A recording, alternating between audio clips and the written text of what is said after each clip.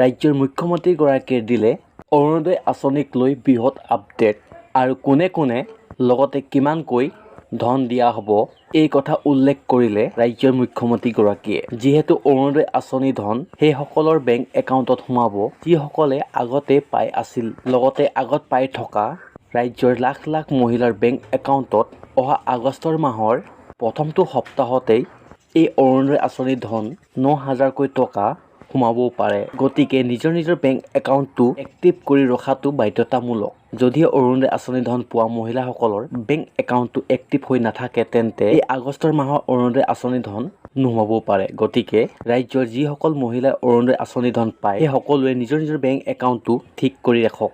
গতিকে এই ভাল খবৰটো পাই কেনেকুৱা পালে কমেণ্ট বক্সত কমেণ্ট কৰি জনাবলৈ নাপাহৰিব। লগতে এই ভিডিঅ'টো এতিয়াই শ্বেয়াৰ কৰি দিয়ক যাতে অৰুণোদয় আঁচনি ধন পোৱা সকলো মহিলাই নিজৰ নিজৰ বেংক একাউণ্টটো ঠিক কৰি ৰাখে।